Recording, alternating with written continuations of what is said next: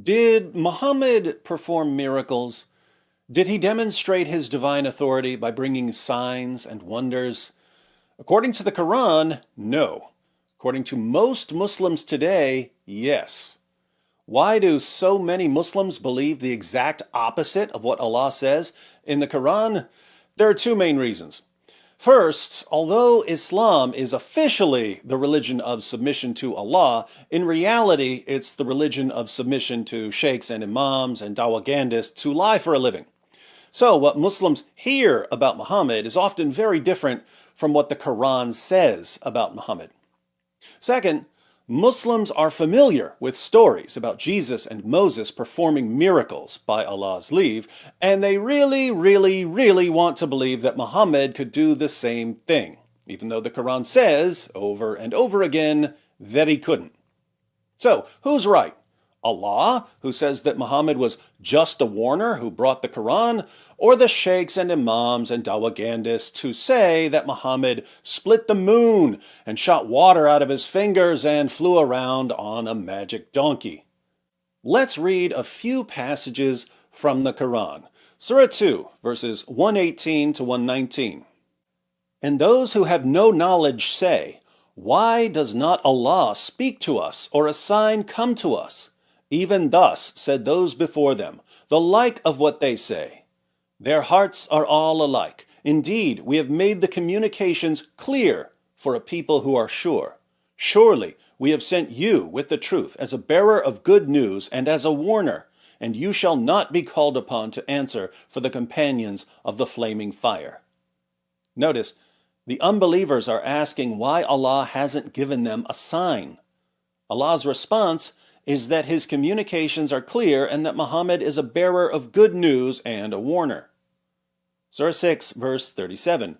And they say, "Why has not a sign been sent down to him from his Lord?" Say, surely Allah is able to send down a sign, but most of them do not know. Why didn't Allah send Muhammad with a miraculous sign? Well, Allah is able to send down a sign, but he decided not to. Surah 10, verse 20. And they say, "Why is not a sign sent to him from his Lord?" Say, the unseen is only for Allah. Therefore wait. Surely I too with you am of those who wait. Why didn't Allah send a sign to Muhammad? The world may never know because the unseen is only for Allah. So just keep waiting. Surah 11, verse 12. Then it may be that you, Muhammad, will give up part of what is revealed to you, and your breast will become straightened by it, because they say, "Why has not a treasure been sent down upon him, or an angel come with him?" You are only a warner, and Allah is custodian over all things. Here Allah is worried that Muhammad's feelings will be hurt because he wasn't given any miracles. Surah 13, verse 7. And those who disbelieve say, "Why has not a sign been sent down upon him from his Lord?" You are only a warner, and there is a guide for every people. Why didn't Allah send Muhammad with a sign? Because Muhammad was only a warner. Surah 13, verse 27.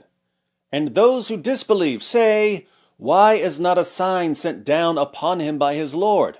Say, surely Allah makes him who will go astray, and guides to himself those who turn to him. Why didn't Allah send Muhammad with a sign? Because signs are irrelevant. Allah decides who's going to believe and who's not going to believe. So who needs a sign? Surah 17, verse 59. And nothing could have hindered us that we should send signs except that the ancients rejected them. And we gave to Samud the she-camel, a manifest sign, but on her account they did injustice, and we do not send signs but to make men fear. Why didn't Allah send any miraculous signs to show that Muhammad has his stamp of approval? Because some people in the past rejected miracles. So Allah decided to stop sending them. Surah 17, verses 88 to 94. Say, if men and jinn should combine together to bring the like of this Quran, they could not bring the like of it, though some of them were aiders of others. And certainly we have explained for men in this Quran every kind of similitude, but most men do not consent to aught but denying. And they say, We will by no means believe in you until you cause a fountain to gush forth from the earth for us, or you should have a garden of palms and grapes, in the midst of which you should cause rivers to flow forth, gushing out. Or you should cause the heaven to come down upon us in pieces, as you think, or bring Allah and the angels face to face with us. Or you should have a house of gold, or you should ascend into heaven, and we will not believe in your ascending until you bring down to us a book which we may read. Say, Glory be to my Lord, am I aught but a mortal apostle? And nothing prevented people from believing when the guidance came to them, except that they said, What? Has Allah raised up a mortal to be an apostle? So the unbelievers declare they won't believe in Muhammad until he shows them some sort of miracle.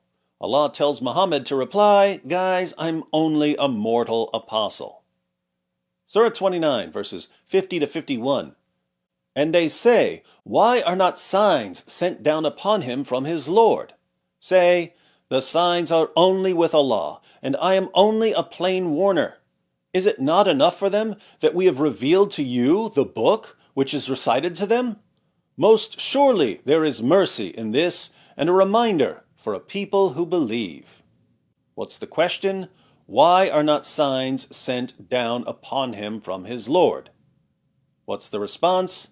The signs are only with Allah. I am only a plain warner. Isn't it enough that Allah sent the worst book in history? Over and over and over, like a beating drum, people asked Muhammad why he couldn't perform miracles. Over and over and over, like a beating drum in a drum battle, the response was that Muhammad was only a warner. His miracle was the lovely Arabic of the Quran. Now, if Muhammad had been performing miracles all along, as most Muslims believe, we would expect a very different answer. If Muhammad had been performing miracles all along, then when people asked, why can't Muhammad perform miracles, the response should have been, what are you talking about? Muhammad performs miracles all the time. If Muhammad had been performing miracles all along, as most Muslims believe, why does the Quran repeatedly make excuses instead of simply listing Muhammad's numerous miracles? This is the point in the discussion where our Muslim friends jump in with two Quran verses that supposedly claim Muhammad performed two miracles, his night journey and splitting the moon. But watch what happens when we take a closer look at the so-called miracles in these verses. We read about the night journey in Surah 17, verse 1.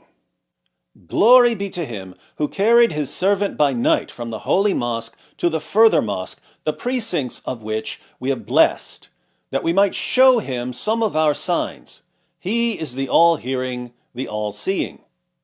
Muslims interpret this in light of later Muslim sources, much later Muslim sources, which insist that this verse is about Muhammad flying from Mecca to Jerusalem on a magic flying donkey monster named Buraq. But what does the verse actually say? Anything about a magic flying donkey monster? No. Anything about Jerusalem? No. Anything about Muhammad? No. The verse says that Allah carried his servant. Who's the servant here? The only servant who's named is Moses in the next verse. Let's read 17:1 again, but in context. Glory be to him who carried his servant by night from the holy mosque to the further mosque, the precincts of which we have blessed, that we might show him some of our signs. He is the all-hearing, the all-seeing. And we gave Moses the book, and made it a guidance to the children of Israel. Take not unto yourselves any guardian apart from me. The seed of those we bore with Noah, he was a thankful servant. And we decreed for the children of Israel in the book, you shall do corruption in the earth twice, and you shall ascend exceeding high. In context, Surah 17, verse 1 sounds like it's part of a story about Moses. and there are Muslims who interpret it this way. Muhammad isn't even mentioned. So, Muslims who want to believe that this is about Muhammad's night journey have to go outside the Quran to later sources to find out that this is about Muhammad, not about Moses. Sad that Allah couldn't clarify what he meant in his perfectly clear book. But the main problem for Muslims who want to believe that 17:1 is about Muhammad performing a miracle is that, according to our earliest descriptions of Muhammad's night journey, which are still extremely late, the night journey was a vision or a dream. Muhammad never left Mecca. As we read in Ibn Asaq, page 183, one of Abu Bakr's family told me that Aisha, the Prophet's wife, used to say, the apostle's body remained where it was, but God removed his spirit by night. Yaqub bin Utbah bin al-Mughira bin al-Aqnas told me that Muawiyah bin Abu Sufyan, when he was asked about the apostle's night journey, said it was a true vision from God. What these two latter said does not contradict what Al-Hasan said, seeing that God himself said, "We made the vision which we showed thee only for a test to men." Nor does it contradict what God said in the story of Abraham when he said to his son, "O my son, verily I saw in a dream that I must sacrifice thee," and he acted accordingly. Thus, as I see it, revelation from God comes to the prophets waking or sleeping. So, Muhammad's body remained where it was. It was a true vision from God. Allah said, "We made the vision which we showed thee only for a test to men." It's a quote from the Quran. As I pointed out, Surah 17, verse 1 says absolutely nothing about Muhammad. In context, it sounds like part of a story about Moses. But if verse 1 is about Muhammad, then Surah 17, verse 60 refers back to whatever happened. Allah declares, "And when we said to you, surely your Lord encompasses men, and we did not make the vision which we showed you but a trial for men and the cursed tree in the Quran as well, and we caused them to fear, but it only adds to their great inordinacy." If Surah 17 is about Muhammad's night journey, then what was the night journey? A vision. And we can't ignore the fact that the Quran repeatedly insists that Muhammad couldn't perform miracles. But what about Muhammad splitting the moon? Surah 54, verses 1 to 3. "The hour draws nigh, and the moon is split asunder. But if they see a sign, they turn aside and say, 'Magic, continuous.' And they call it a lie, and follow their lusts. But every matter is settled." So, where does this say Muhammad did anything? It doesn't. But this is another instance where later Muslim sources claim that Muhammad performed a miracle. These much later sources say that the pagans challenged Muhammad to split the moon. Muhammad accepted the challenge and split the moon right in front of the pagans. This should make us wonder why the Quran is filled with verses about pagans asking why Muhammad never came with miracles, even though he supposedly split the moon in front of them. But there's another problem here. Muslims can't even agree on what Surah 54 verse 1 is talking about. The Halim translation says, "The hour draws near, the moon is split."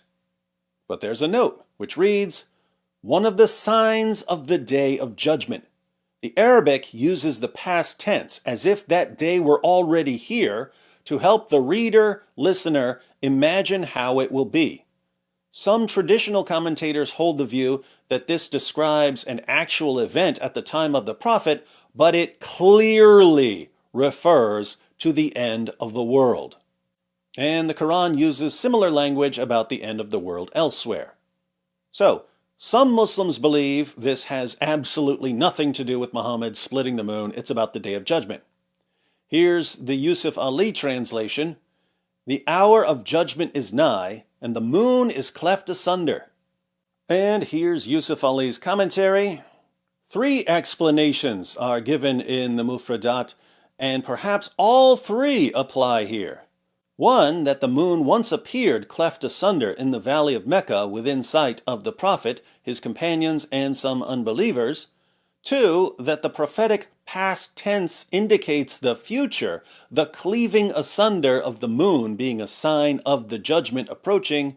And three, that the phrase is metaphorical, meaning that the matter has become clear as the moon. That the first was noticed by contemporaries, including unbelievers, is clear from verse 2. The second is an incident of the disruption of the solar system at the new creation, compare 75, 8-9. And the third might well be implied as in Eastern allegory, based on the other two. Yusuf Ali thinks all three explanations may apply. That seems silly, since these are very, very different interpretations. So, pick one. He says that the first explanation, the moon splitting in the sight of the Meccans, is clear from verse 2. I don't think it's clear at all. Verse 2, even in the Yusuf Ali translation, says, "But if they see a sign, they turn away and say, 'This is but transient magic.'" Notice, this doesn't say that the Muslims and polytheists of Mecca saw a sign. It says, if they see a sign, they turn away. To me, it sounds like this passage is condemning the polytheists of Mecca for rejecting the Quran. It's saying, even if the day of judgment was approaching and they saw the moon split apart, they would just make excuses and call it magic, because that's what they do when the Quran is recited to them. In other words, it's like when Abraham said in the parable of the rich man and Lazarus, "If they do not hear Moses and the prophets, neither will they be convinced if someone should rise from the dead." It's saying nothing will convince people who refuse to accept evidence. The funny part is that we can reverse the criticism here. If a Muslim wants to believe that Muhammad performed miracles, and he clings to stories from more than a century after Muhammad's death because he believes his favorite dawah guy more than he believes what Allah says in the Quran, is there anything we can say to convince him that Surah 17 isn't talking about Muhammad flying around on a magic donkey monster? Is there anything we can say to convince him that Surah 54 isn't talking about Muhammad splitting the moon in front of the polytheists of Mecca? If Allah says over and over and over in the Quran that Muhammad was only a warner and that his only sign was the Quran, and a Muslim rejects the clear statements of Allah, is that Muslim going to listen to us? Of course not. The clearest statements in the Quran plainly state that Muhammad couldn't perform miracles. Muslims ignore all of these verses and go to two extremely confusing verses, verses that don't even mention Muhammad, verses that are open to multiple interpretations, and they try to convince us that Muhammad performed miracles, even though they're contradicting what Allah says in the Quran. Why do Muslims do this? It's for the same reason Muslims, long after the Quran, made up stories about Muhammad performing miracles and tried to force them into the Quran. We see the reason for making up stories in the Quran itself. When Muhammad claimed to be a prophet, people challenged him to perform miracles. He couldn't, so he made excuses. But the fact that these excuses show up again and again in the Quran is evidence that this was extremely embarrassing to Muhammad and his followers. Long after his death, Muslims started coming up with miracle stories. Turns out it was easier to make up stories about miracles than to explain why Muhammad couldn't perform miracles. Muslims today are free to continue this charade, but it's just silly to think that we're going to agree with them when their earliest and most authoritative source, the Quran, says the opposite of what they believe. At the end of the day, our Muslim friends are just jealous. They want Muhammad to be more like Jesus. But Muhammad wasn't like Jesus. If they want someone like Jesus, there's no need to lie about Muhammad to make him sound more miraculous.